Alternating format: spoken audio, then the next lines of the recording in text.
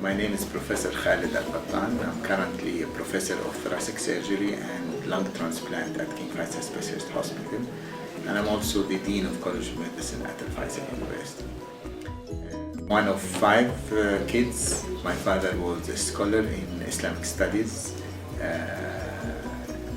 named Sheikh Manna Alkattan. I have three brothers and two sisters, all doctors and all in surgical field. My wife also is a doctor, she's an obstetrician, and I have five kids. One in dentistry, one in medicine, one married with a kid, studied child education. Currently two are still studying, one doing industrial engineering at Al Faisal, and the last one is grade 10 at high school. Me as a college student, I joined King Saud University. I went to College of Medicine. I liked medicine.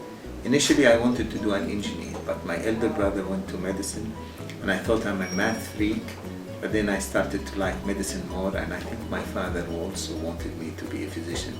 Today I don't regret that decision. I think medicine and studying medicine, working in the medicine field is actually a novel and interesting field to study and to work. At school there was always pleasant memories. There was tough days and hard days. I didn't like pharmacology, so no offense. And obviously I didn't score highest, but I liked very much clinical work, practical, and I loved surgery, and that's why after graduation I joined the surgical program. I was lucky to be enrolled in the Royal College of Surgeons in Edinburgh. I graduated in 1984, and then I finished my fellowship in 1988, and thank God I was the top scholar over the world for the academic year 88 and 89, and I got something called ONG medal, which is the golden medal for the highest score. I had a passion to surgery in general, but at that time there was no thoracic surgeons, Saudi thoracic surgeons, and that was not a well-developed specialty.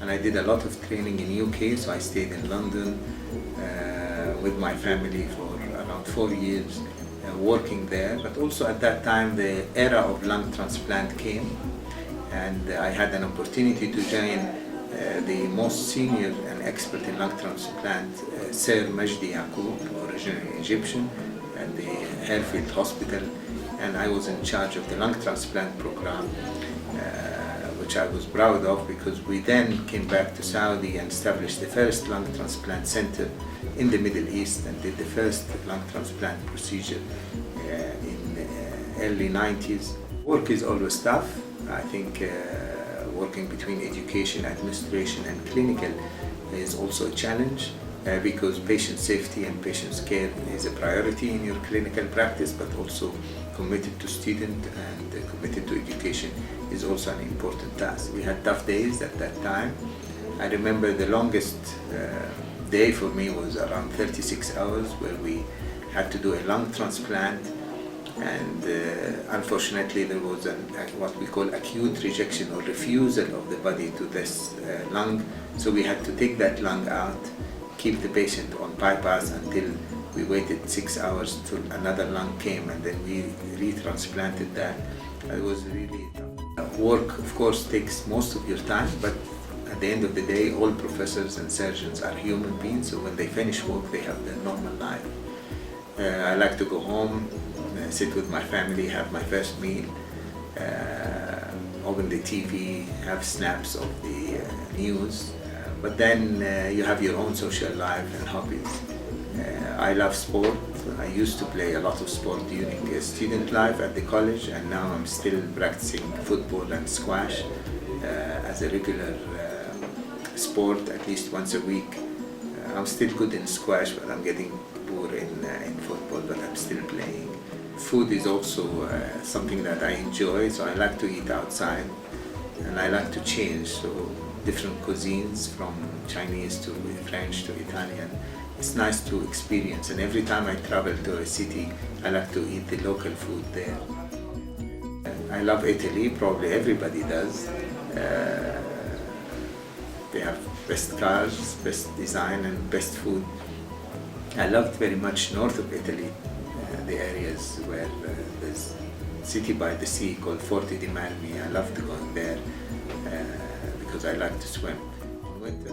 I think we learned a lot during our life, but I think the best thing we learned is how to be sincere to our parents, those who helped us and supported us, and I always remember that every day and every morning, how my late father have helped me and supported me, and what can I do to my mother. Another thing is we always remember the nice quotes from Quran and Hadith that keep us along. So I think what we call remembering God at every event is what gives us a booster to work hard and continue doing work and continue seeing good results, because you know that even if you are not awarded in life, you will be awarded afterward. And I think I'm still working. I don't know what I'll do after I retire. I thought of several things because I like food. I thought of maybe I learn cooking and open my own restaurant. I think it is fading away now. And but I also thought of traveling because I like to see different parts of the city. But by now I've visited so many cities, so I'll probably not retire and continue working. This retirement plan is fading away. During my work at Al Faisal, I think a lot of things I saw happening very nicely. We positioned ourselves as one of the top universities in the College of Medicine in a very short period. And I think the most thing I liked from that experience is the students. We were selective about our students and they did not fail us. They actually achieved well both academically and scientifically and socially. So they did very well in their marks in the standardized test and local test. They were impressive when they graduated as a clinician, but also they did a lot of research and scientific work out. We are now leaders in that field.